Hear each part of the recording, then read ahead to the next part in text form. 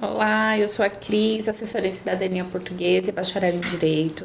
Junto com a doutora Márcia Nascimento, nós comandamos o De Salto Pode.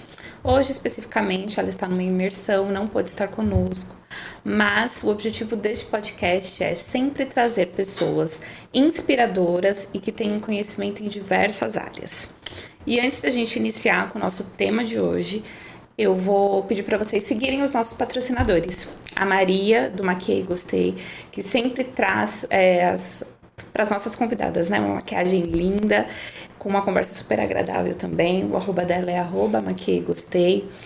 A Dija, da Sweet Cake, o arroba dela é Dija Sweet Cakes. Ela fornece pra gente os bolos e as tortas depois do nosso podcast, que a gente oferece também para os nossos convidados.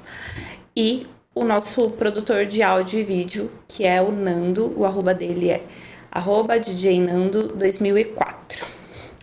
A nossa convidada de hoje, em especial uma pessoa que eu conheço, estou muito feliz por ela ter aceitado o nosso convite. Ela é bacharel em Direito, educadora, escritora, palestrante sobre educação antirracista, formada pelo Instituto Legislativo Brasileiro, conhecendo o novo acordo ortográfico e política contemporânea. É membro das comissões de igualdade racial, diversidade sexual e de gênero, e sobre a verdade da escravidão negra no Brasil, na 102ª subseção de Santo Amaro. Tô lendo, gente, que são muitas qualificações. Ela é embaixadora da ANAM. A ANAM é a Associação Nacional da Advocacia Negra, e ela já foi condecorada pela mesma associação com 2 prêmios: o Troféu de Ostras de Direitos Humanos e a Láurea de Agradecimento. Hoje vamos falar sobre educação antirracista.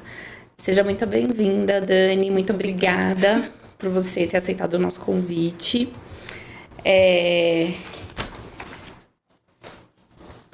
A gente tem um quadro que se chama Minha Vida em 5 Minutos.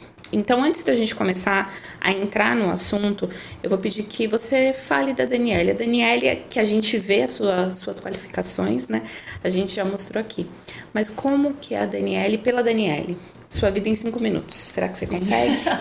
É difícil, né? Mas primeiro eu agradeço o convite, né? É um prazer imensurável estar aqui. Minha amiga, né? Muitos anos, a gente não tá sempre junta, mas a Cris mora no meu coração, de verdade. O papo incrível mesmo é da Maria, né? Ela é maravilhosa, gostei. Tô bem maquiada, né, gente? Maravilhosa.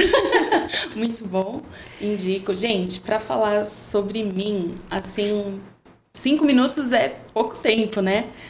Mas a Daniele foi uma menina sonhadora, continua uma mulher cheia de sonhos e uma eterna aprendiz à vida, né? Já fiz de tudo na minha vida, de tudo que eu pude. Eu acho que isso é uma característica, inclusive, da mulher negra. A gente se reinventa, busca qualificações, faz de tudo que podemos na vida para nos especializar, para ter uma oportunidade melhor e para galgar lugares bons, né? Porque a gente precisa de representatividade, né? Então, eu acredito que eu sou aquela que busca, aquela que sonha, mas que não fica estagnada, né? Que vai atrás dos seus sonhos e seus objetivos. E é mãe também. Sou mãe, né? Gente, realizei meu maior sonho, né? Meu maior sonho. Às vezes eu olho assim pra Aisha, eu falo, eu tenho um bebê. Esse bebê é meu. É meu. Aí às vezes vem aquela paranoia assim, você vai lá no berço, ai, tá respirando, tá? Gente, é apaixonante. Realizei meu sonho, tô muito feliz, muito realizada, né? Tenho uma rede de apoio muito linda, assim, que me ajuda, que tá ali do meu lado, se eu preciso parar para fazer alguma ação, se eu preciso parar para fazer alguma reunião, tem quem tá ali comigo e que me apoia e que dá todo o suporte. Legal, isso é muito importante, né? Para nós mães, sempre essa rede de apoio é de extrema importância. Então vamos entrar no tema de hoje, que é um tema de suma importância para a nossa sociedade é necessário que entendamos desde sempre o que é o racismo e a importância da educação antirracista. Desde a primeira infância, né? Desde de sempre, assim, né? E que isso seja introduzido nas nossas crianças desde sempre. Então, eu vou começar com uma pergunta básica, até para ficar claro sobre o tema. O que é educação antirracista e por que ela é fundamental na sociedade atual? Basicamente, a educação antirracista ela não é simplesmente um ensinar sobre raízes africanas, sobre o racismo e pronto, não é isso.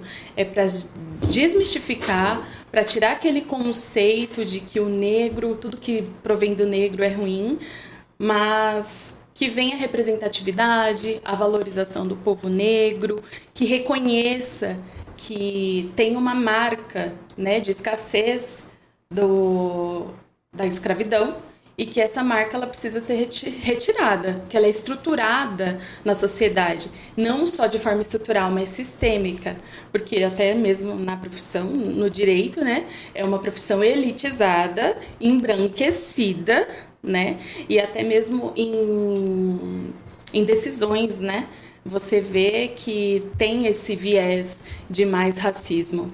E hoje tem decisões, né, mais fundamentadas em questões de gênero, né, e de raça. Tem passos lentos aí, mas estamos em busca da melhoria, né? É realmente para essa busca de valorização pessoal e da sociedade como um todo, a sociedade negra, né? Nas bases, você reconhecer que você é importante da cor que você é e olhar para o outro e saber valorizar isso. E como que o racismo ele se manifesta na educação, tanto no currículo quanto nas relações interpessoais? Olha, ele se manifesta de formas bem complexas, assim. Tem curricular, né? Porque as crianças não se veem representadas, né? O material ele é totalmente eurocêntrico, né? E as crianças se veem... Às vezes elas não se valorizam exatamente por isso, porque não tem essa representatividade. E as microagressões, né? Que é de um para o outro. Ah, seu macaco. Ah, você tem o pé na senzala. Esse tipo de expressões, né? Que você vai ali, são agressões pequenas, até que singelas, vamos dizer, porque todo mundo fala, eu falo também, e acaba se tornando natural esse tipo de postura. Porque, assim, eu vejo que antigamente, não que isso seja normal, mas quando a gente era pequena, né, que não é tanto tempo atrás, mas na escola a gente era acostumado, não é? Com um chamando o outro desse jeito.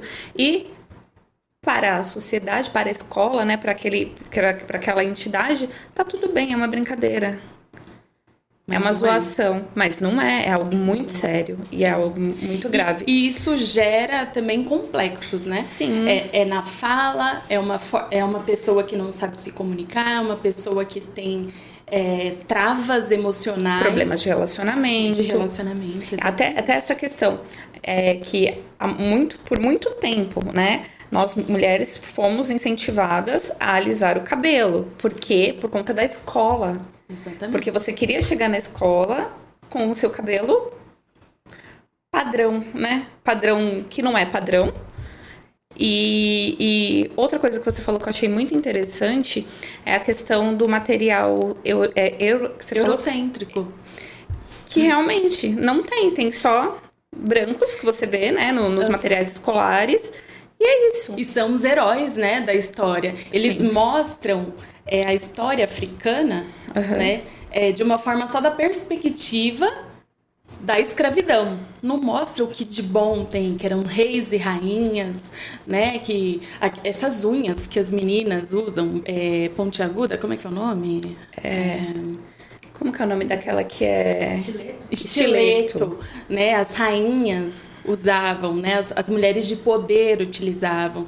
Então, assim, as pessoas elas não valorizam essa história por trás e não valorizam que aí tem gente que fala, até a própria Maria estava falando para mim, mas os próprios negros venderam. Independente, a escravidão existe, ela foi real, existiu, ela foi real, querendo ou não, existe ali nas entrelinhas ainda hoje em dia, né? Várias pessoas vivem em casos, já vi análogos à escravidão, né, nos dias atuais. Até hoje. Até hoje. E pessoas que trocam moradia por serviço. Não, gente, a pessoa tem que ser paga pelo seu trabalho, né? Remunerada, é uma troca, né? Não, inclusive tem muitas grandes redes, né? Redes de vestuário, principalmente, exatamente, que trazem pessoas, negros, pessoas de países emergentes, para produzir para eles e por troca de moradia e comida. Exatamente. E de uma forma, assim, desumana, né? Total. Que são grandes redes de vestuário, enfim, né? Mas é muito importante que essa conscientização venha desde de berço, né? Sim. Porque aí vai evitar esse tipo de coisa. Qual a diferença entre não ser racista e ser antirracista? Ah, muito boa pergunta. Ó, no modo, é ação. Como eu me posiciono perante a sociedade, como isso vai impactar. O não racista, eu não tenho práticas racistas. Eu não falo que ninguém é macaco, mas também não faço nada. Eu não vou atrás de refletir sobre o assunto, eu não vou me letrar. Agora, o antirracista, ele enfrenta, ele vai ao enfrentamento, ele busca práticas efetivas de combater com o racismo, com esse sistema que é enraizado, estruturado na sociedade. Às vezes as pessoas é meio cômodo, né, falar estruturado, por isso que é normal, mas não tem que ser. A gente tem que buscar, se machuca, se gera bloqueio nas outras pessoas, se tá na lei, então é porque não faz bem. Sim, porque às vezes as pessoas falam assim, mas a minha intenção não foi esta. Mas não é a sua intenção.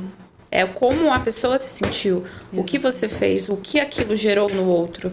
Eu acho que nossa, muito importante isso, porque eu acho que eu nunca tinha parado para pensar dessa forma, sabe? O de não ser racista, que eu não tenho práticas racistas, então eu não sou racista, né?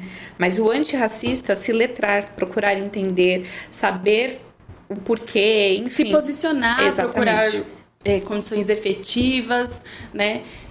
Procurar grupos, né? Coletivos e apoiá-los, né? Na periferia, a massa, a maior parte são pardos e pretos, que é a população negra, né? E tem vários coletivos que são sensacionais, assim, e essenciais para o desenvolvimento, né, dessa criançada. E os adultos também podem ir lá, procurar coletivos e se inteirar sobre o assunto e cobrar práticas efetivas do poder público. Hoje em dia, quais políticas públicas existem aqui no Brasil, né, para promover uma educação antirracista?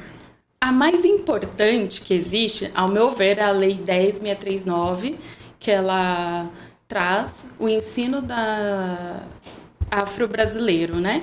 Institui o ensino. Depois a Lei de Cotas, né? E o Plano Nacional, que dá diretrizes para professores serem capacitados de dar esse tipo de material, né? De lecionar. Porém, ela não é utilizada. Como eu já disse, né? Se você vai na escola hoje, continua com os mesmos materiais da época de quando nós estudávamos. A lei é de 2003, fazem 21 anos, e nada foi feito. Nada foi mudado. Não tem representatividade, as crianças não se veem ali, naquele material. Então, para ela é muito mais fácil ela condenar o desconhecido, porque para mim é ruim. O preto é escravo, o preto é o pior, então eu não quero isso para mim.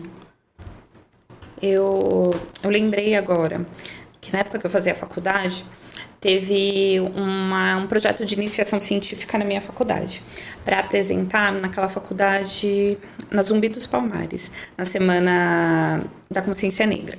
E aí eu tinha que falar algo sobre o tema, né? E aí eu pesquisei alguns artigos, e nesse artigo, eu encontrei um caso em questão, eu não vou dar nomes, porque eu não quero ser processada por ninguém, mas um político muito famoso,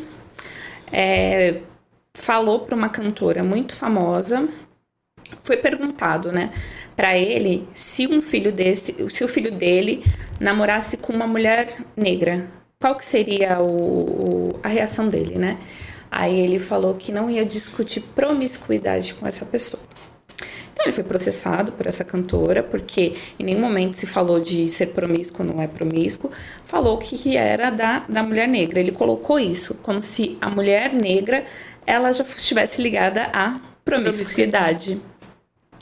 E aí eu coloquei meus pontos, enfim, foi muito legal. E esse projeto ele foi publicado nesse ano da faculdade e é uma linha muito, muito tênue, né, que divide isso, que as pessoas, elas colocam o negro, não só a mulher, né, num patamar, assim, de promíscuo, de ruim, igual você falou. Mas se isso estivesse inserido dentro da nossa sociedade, desde a educação dos pequenos, nessa representatividade, com material, com história, porque a gente, na escola tem história do Brasil e a história mundial. Mas não tem a história do Brasil de uma perspectiva do que foi realmente.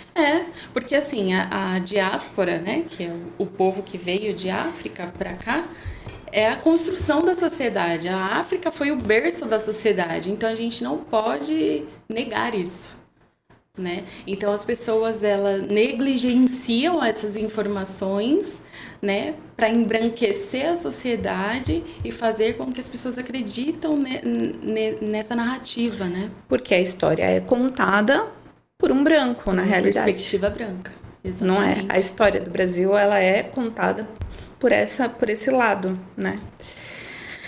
E como que podemos cobrar as instituições de ensino uma postura mais ativa na luta contra o racismo? Então, dessa forma, indo atrás de coletivos, se reunindo, porque a gente parece que a sociedade tem medo, né? A gente vota, coloca os políticos lá, porém a gente não cobra práticas efetivas, né?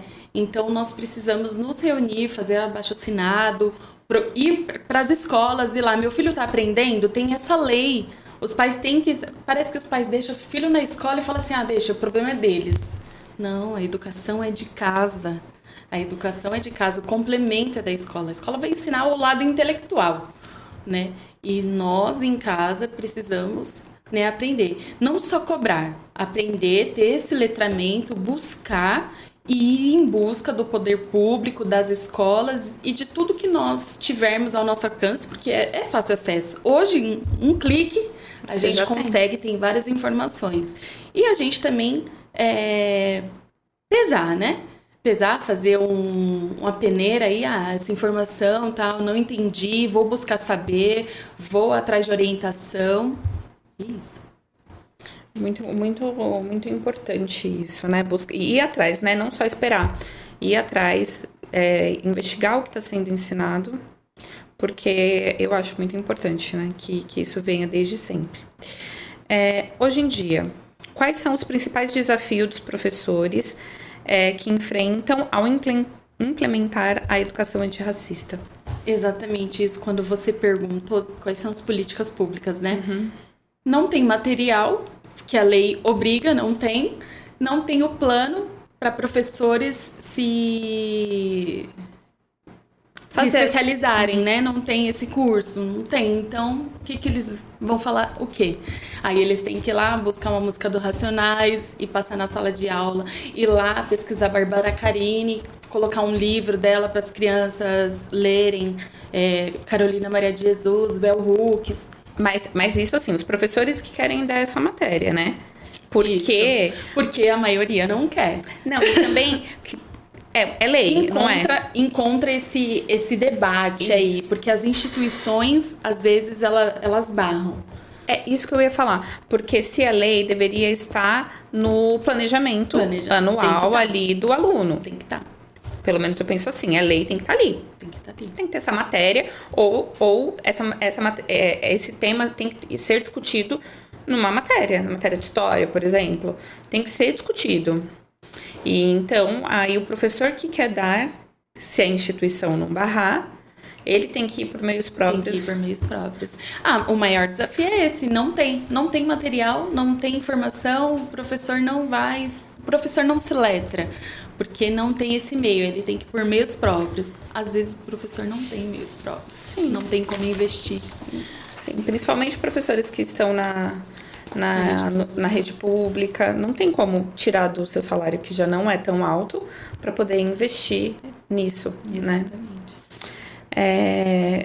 Agora, falando para os professores, que estratégias eles podem adotar para combater o racismo estrutural dentro da sala de aula? O que você acha que eles conseguem fazer ali no primeiro momento dentro Eles da têm sala de mesmo aula? que chamar atenção, né, por essa perspectiva ali de que ele é uma autoridade na sala de aula. Porque às vezes vê lá, tendo esse tipo de postura, nada a ver, é só uma palavrinha, né? Não, tem que denunciar, tem que levar para a direção. Tem que chamar os pais. Tem que chamar os pais, fazer trabalhos e fazer com que eles entendam que ali, em que pese, na lei fala que somos todos iguais, mas não somos todos iguais. Porque tem essa... Por isso que eu também não gosto do termo igualdade. Não é igual, gente. Não tem o mesmo pé de oportunidade. Não tá nivelado. Por isso que eu falo equidade, é equânime. Porque as pessoas diferentes, elas vão ter oportunidades iguais, mas de acordo com a sua necessidade, você vai ter um amparo. Agora, na igualdade, não. Todo mundo é igual, então vai aí, ó, se vira. Tem um retrocesso aí. Os negros não tinham direito à terra, não tinham direito a estudo. Então, não dá para ser assim. Tem que ser de acordo com a sua perspectiva de vida. Então, o professor ele tem que denunciar, ele tem que fazer trabalhos ali em sala de aula, chamar a atenção, porque senão eles vão achar, não tem problema nenhum, eu faço mesmo e tá tudo certo. Tá tudo bem, não vai acontecer nada comigo, tá tudo bem. Uhum. Uma coisa que você falou, deixa eu me lembrar que a cabeça é de grávida já foi com Deus. Sobre a igualdade e a equidade. E isso entra, inclusive, nas cotas, certo? As cotas. Porque agora, recentemente, né, saindo um pouco do Brasil, né, o Trump tirou as leis das minorias lá nos Estados Unidos. E aí eu tive uma discussão até com uma pessoa que eu falei, não, isso tá errado. Isso é uma reparação histórica. Não sei se... Reparação histórica? Não sei total. se estou falando correto, mas para mim isso é uma reparação histórica. Porque não tem as mesmas oportunidades. Você pode ter mais conhecimento até, mas as oportunidades são totalmente diferentes. Vamos lá. As pessoas falam, até mesmo na associação eu vejo, não, porque a gente é preto, a gente tem advogado constitucionalista, tributarista, tem. Mas lá fora vão ver primeiro a sua cor. Não vai ver que você... Participei de um simpósio lá, um curso, com uma advogada negra, preta, da pele escura. Eu não uso o termo retinto, depois eu explico por quê. Preta, da pele escura, bem escura. E ela falou que passou em 3 fases. Era um curso com uma psicóloga. E aí ela foi... E as fases eram primeiro currículo, aí depois um trabalho que eles enviavam e depois um outro trabalho. A mulher, inclusive, escreveu no e-mail, você tem capacidade para ser CEO dessa empresa. Foi no presencial. Chegou lá e ela foi reprovada. E a pessoa que provavelmente entrou no lugar dela era uma mulher branca. Branca. Então, assim, você vê que não é brincadeira. As pessoas levam por um viés... Ai, não foi você que viveu, é mimimi. Não é, gente. Não é, porque hoje a gente tem os resquícios dessa memória de escassez. Nós não sofremos a escravidão, mas sofremos o resultado dela. Sim, né? Isso ainda tá tão... As pessoas falam, isso não existe mais, mas isso tá tão enraizado na sociedade... que, assim, por coisas bestas, eu já tive experiência de entrar no shopping com uma pessoa negra, e aí os dois estão juntos. Eu não ia comprar nada, mas a pessoa ia. Aí a vendedora da loja não vem. não vem na pessoa, não vai perguntar pra pessoa, vem pra mim e pergunta. Eu falo, não vou comprar nada. Isso assim, eu entendo que eu não sou uma pessoa branca, mas eu sou uma pessoa de pele mais clara. Então, tem essa diferenciação. E isso é muito, pra mim, pelo menos, eu acho tão chato, tão constrangedor, tão triste. Mas é. Sabe assim, que você se coloca no lugar da outra pessoa e isso machuca. Exato.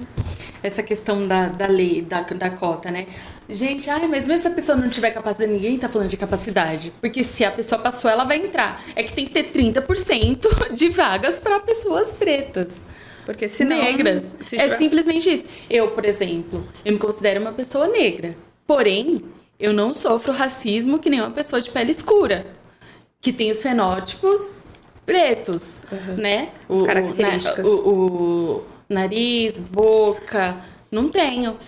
Mas uma pessoa... Eu jamais concorreria numa vaga tirando a oportunidade de outra pessoa. Eu acho que aí tá o grande... a grande sacada. A grande questão.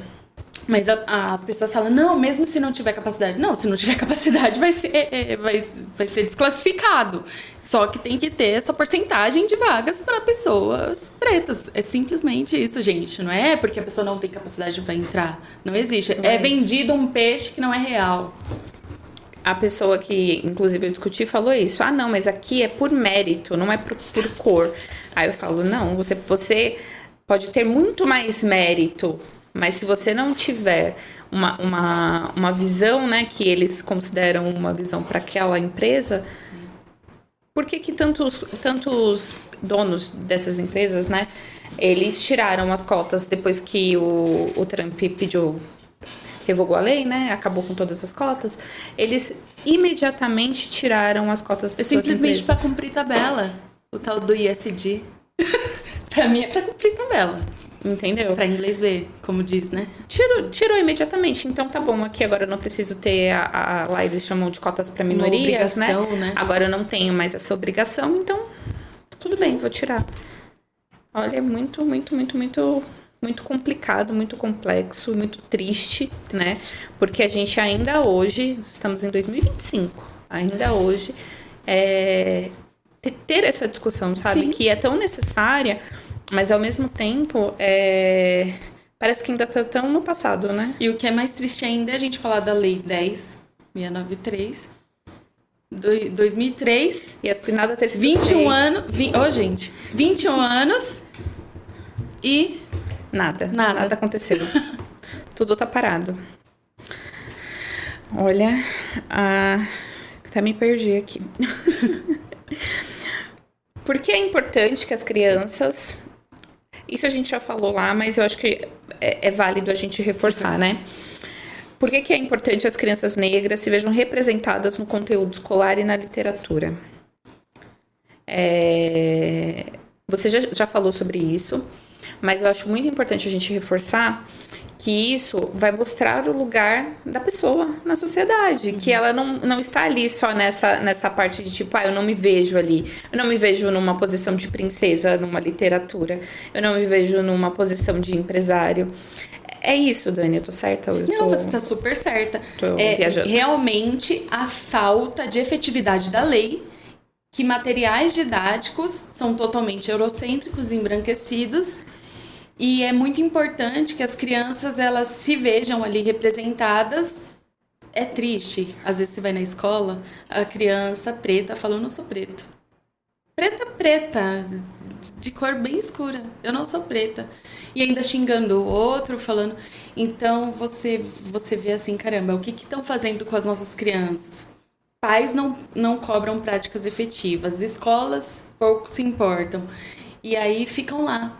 Jogadas lá, porque é a maioria que acontece, e aí você não vê a valorização pessoal nem do outro, porque o respeito que a gente quer para nós, a gente tem que dar para o outro, né? E eu sempre digo e repito, a lei, ela tá aí, não tá sendo cumprida, vamos atrás. Eu falo muito para os professores, vamos fazer valer. Porque já que tem, então eles reconhecem que o preconceito questão racial, né? Ela existe, é iminente. É muito legítimo, então, a gente falar sobre isso, não é? Legítimo, importante. Você tem indicação de autores intelectuais negros que devem ser estudados na escola? Ah, tenho. Que é importante, assim. Eu tenho a Bárbara Carini, até procurem no Instagram, ela é maravilhosa, uma soteropolitana, porreta, a mulher é maravilhosa. Tem Carolina Maria de Jesus, Conceição Evaristo, Bell Hooks, Angela Davis. Muito importante. Então, gente, pesquisem essas pessoas, introduzam. Se a escola do seu filho, né, ela não tem essa matéria, não discute sobre isso, é importante que você, na sua casa, colabore com isso. Que é até a minha próxima pergunta, que é sobre as famílias. Como que as famílias podem contribuir com a formação antirracista das crianças? Eu acho que eu já até falei no início, além de cobrar a prática efetiva da escola, incentivar essa leitura, colocar músicas, né, porque o pessoal fala muito, mas é Racionais, fala muita palavrão, fala muita violência, mas é a realidade da favela, né? Então, né? Então eles precisam estar cientes que ali não é o lugar, porque antes de você ter, você precisa ser. Então, se reconecte com a sua ancestralidade, com você, reconheça que você não saiu de um povo escravizado, né? Então, os pais, ele tem que direcionar os filhos a isso, né? Incentivar leitura, filmes, né? E mostrar que ele tem o valor dele. Além de cobrar, né? Das escolas. Claro. Você tinha falado que você não usa o termo de pele retinta. Ah, sim. Fiquei com isso na cabeça. Eu falei, queria que ela me explicasse. Porque hoje é muito comum a gente escutar, né? Sim. Que a pessoa o negro de pele mais escura, né? Sim. Ele é retinto. Sim. O prefixo re é de refazer, né? De refeito. Retinto, refazer, repintar. Então, vou melhorar algo. Mais pintado, né? Isso. Então eu prefiro usar preto de pele escura e preto de pele clara. O termo preto ou negro, qual que é o correto, assim? São nomenclaturas diferentes, né? Porque tem gente que tem uma vertente que não é preto, não é negro. Negro é o conjunto de pretos e pardos. E preto é preto da pele escura e pardo sou eu, você, né? É essa questão que você falou também das crianças que na escola, crianças que são negras, são pretas, elas falam que não são. Porque vem no registro dela, desde lá da maternidade, qual que é a cor do seu filho? Aí vai a pessoa que preencheu o negócio lá, pardo. E a pessoa fica com aquilo pro resto da vida dela e acaba negando, estigma. Negando a sua ancestralidade. Isso. É isso? De que forma a mídia e a cultura pop podem reforçar ou desconstruir preconceitos raciais? Você citou o Racionais, né? Racionais. Tem várias outras seriados, enfim. As redes sociais, por exemplo. Eu faço isso desde sempre. Desde antes de Anã entrar na minha vida, antes de eu palestrar nas escolas. Eu condeno o racismo mesmo nas minhas redes sociais. Eu falo, eu vou. E eu acho que as pessoas têm que buscar um meio, que ninguém precisa ser igual a mim. Mas você buscar um meio que se encaixa, se enquadra ao seu perfil e vai combater. Isso. Então, cada um assim, né? Na sua realidade, na sua realidade, né? Tente combater isso. Acho que você já falou que cada cidadão, para promover a educação antirracista no dia a dia, é isso. É cada um sair e combater, né? No meio da sua realidade. Porque, assim, se você ouve pessoas assim como eu, né? Ou outros, e fala, gente, eu vou continuar. Então, você é aquela pessoa que não é racista. Vou continuar inerte, eu não preciso disso e tal. Tá bom. Você é um não racista. Agora, o antirracista, ele vai combater. Quebrar todo esse paradigma. E hoje, além dessa questão didática, né, que a gente já falou de material didático, o que você vê, na sua opinião, assim, quais são as maiores dificuldades dessa educação antirracista, tanto em casa quanto nas escolas e na sociedade de forma geral, assim? O que você vê quais são os maiores desafios? Os maiores desafios é justamente isso. As pessoas não se veem representadas. É a mulher que é bonita lá da televisão, ainda que seja preta, vamos dizer. Tem o nariz mais afilado. Uma negra bonita, é uma preta bonita. Mas ela é totalmente padrão, vamos dizer assim, o padrão social. Não, gente. Tem que valorizar o que é de raiz mesmo. E as pessoas, ela não percebe e acaba reproduzindo essa prática racista. Porque uma pessoa preta com os traços mais embranquecidos... que muitas vezes quem tá na mídia, eles recorrem até a cirurgia plástica para mudar esses traços. Exatamente. Para ficar mais padrão. Eu não sei se eu posso nem falar esse termo de padrão, né? O padrão que a mídia coloca. O padrão colocado pelo imposto, não é nem a mídia, né? O padrão colocado pelo colonizador, né? Pelo Eurocentro. Né? Então, acaba que aí não reproduz fielmente, né, o que é essa representatividade. Não vai reproduzir, porque a pessoa vai se ver... é uma pessoa negra, uma pessoa preta, mas tem esses estereotipos, esses traços, né, realidade, que não são traços de negro. Exatamente. Como você falou agora das suas redes sociais que você usa como aliado para combater, né? Sim. E como que você acha que só através de redes sociais, como que pode esse combate efetivo contra o racismo? Educação, que é muito importante, as mídias sociais. Essa questão mesmo da sociedade buscar se posicionar e buscar uma postura, né? Que eu falei, a gente vota, mas a gente não... Deixa lá, Deus dará. O que eles fizerem lá tá tudo bem. Não tá tudo bem. Pra tudo, tá? Porque política é vida, é vital. É moradia, é saúde, é tudo. As pessoas têm que entender. Não se preocupam. A política, em que pese a sociedade, eu não discuto política, ela é discutível sim. É o combustível que a gente usa, é o transporte... Alimentação, o valor da alimentação. Exatamente. O poder emana do povo, né? Isso está na Constituição, não é? Que o poder emana do povo. Exato. E os políticos, eles não estão lá para mandar, né? Eles estão lá para governar para o povo. E não eles mandarem no povo. Exatamente. E isso que você falou é muito importante, de cobrar, não somente na questão do racismo, mas em tudo. Cobrar porque eles estão ali para trabalhar pelo povo. O povo deu o poder para eles representá-los e a gente vê que as coisas não funcionam. Isso é desesperador. O que você espera das próximas gerações em relação ao combate do racismo estrutural? Nem sei se esse termo... estrutural. Ele é. É porque a única coisa que eu fico triste é porque as pessoas, elas se acomodam nesse estrutural.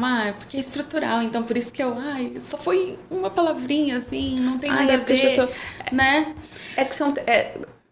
por exemplo, assim, né? Não sei se eu tô certa, mas os termos que são usados desde não sei quando, que a pessoa fala, não, é porque eu aprendi assim. Então, como é que foi a pergunta mesmo? Desculpa, Dani, te atrapalhei. O que esperar das próximas gerações em relação ao combate ao racismo estrutural? Eu espero força, né? Eu espero força, que elas, em práticas efetivas, elas mudem isso. Porque nossos ancestrais pavimentaram o caminho. Igual eu falo, eu gosto muito de Carolina Maria de Jesus, né? Conceição Evarista ainda é viva, né? Carolina Maria de Jesus não. Eles começaram algo que hoje nós estamos em atitudes. Mas a gente fazendo essas palestras, as pessoas procurando, né, esse tipo de incentivo, de estudo, de letramento, eles vão estar mais fortes do que a gente. Eu alisava o cabelo, né? Você alisa.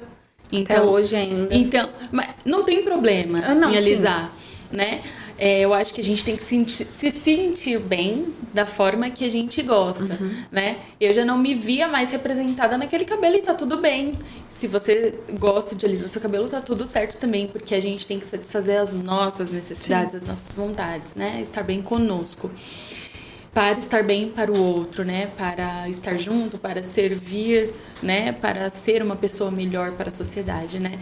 Então é isso, eu espero que eles tenham força, que se a gente está educando, se a gente está mostrando para eles qual é o caminho, a gente está pavimentando, estruturando, construindo, que eles venham com força e combata mesmo essas posturas e cobre posturas efetivas de quem pode. Muito bom. E para finalizar, eu sei que você já deu um início sobre isso. Que mensagem que você deixa para professores, estudantes e as pessoas que estão nos assistindo sobre a educação antirracista? Professores que eles se posicionem, que eles sejam comprometidos com a causa, porque eles são agentes, né? Que os alunos eles se empoderem, seja branco, seja preto, seja branco, seja aliado, né? E que se empoderem desse conhecimento e vá atrás de práticas efetivas. Sejam a prática e busquem práticas efetivas. E vocês que ouvem a gente, que vocês busquem se letrar. Se não quiser, tudo bem. Mas a gente busca uma sociedade mais justa, mais igualitária, solidária, mais equânime, né? Mais fiel aos nossos princípios, né? E valores raciais. Porque se você quer ser respeitado, você precisa respeitar também. Hoje é inadmissível, né? Que ainda a gente tenha tantos casos, né? De racismo. Sim. Do racismo estrutural mesmo, que não, isso vem desde sempre, então tá tudo bem, não tá tudo bem. Entendeu? Você machuca, você fere. E as pessoas, eu torço assim, né? Para que as pessoas, num futuro próximo, se conscientizem disso e que a gente tenha uma sociedade não igual, mas igualitária, né? Sim. Tem mais alguma coisa, Dani, que você gostaria de falar sobre o assunto, que eu não perguntei? Você falou de igualitária, né? A gente tá falando de equânime, equidade, enfim. E tem também a questão do mérito e do merecimento. Mérito é você ir atrás, né? Que as pessoas acreditam, né? Se você for atrás, se você estudar, tal. Tem gente que estuda e não sai do lugar, né? Porque a questão de oportunidades não são igual para todos. E a questão do merecimento, por isso que eu falo para essa galerinha que está chegando agora. Procura saber da sua história. Nós viemos de uma nação rica, riquíssima, de reis, rainhas, né? Uma nação potente, né? Então, você é merecedor por isso. Porque vem da sua origem, da sua ancestralidade, dos seus antepassados, você ser merecedor. Que é diferente do mérito. Dani, muito obrigada. A gente vai encerrar esse episódio. Eu tô muito feliz que a Dani aceitou vir conversar com a gente. Esse assunto ele é tão amplo. Essa parte que a gente pegou para falar sobre a educação antirracista, né? Sim. Que abrange as crianças principalmente, né? Para que as nossas gerações futuras, né? A gente entende que enquanto pequenos, se letrados desde sempre, as nossas gerações futuras, elas tendem a ser diferentes, e é o que eu desejo. Muito obrigada pelo seu tempo, pela sua disponibilidade, o seu carinho todo por estar aqui. Muito obrigada, de verdade. Queria agradecer os nossos patrocinadores. A Maria, do @maquiaegostei, as maquiagens dela são maravilhosas, gente, segue ela lá no Instagram. A Dija, da Sweet Cakes, ela faz bolos e tortas maravilhosos, a gente serve para os nossos convidados no final.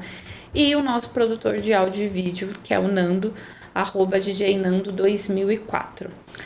Todos eles estão nas redes sociais. Eu também não posso deixar de pedir para você seguir as nossas redes sociais. O nosso Instagram é @desaltopod, o YouTube com o mesmo nome. Então se inscreva no canal, ativa o sininho, que a cada 15 dias sai um episódio novo para vocês, tá bom? Muito obrigada.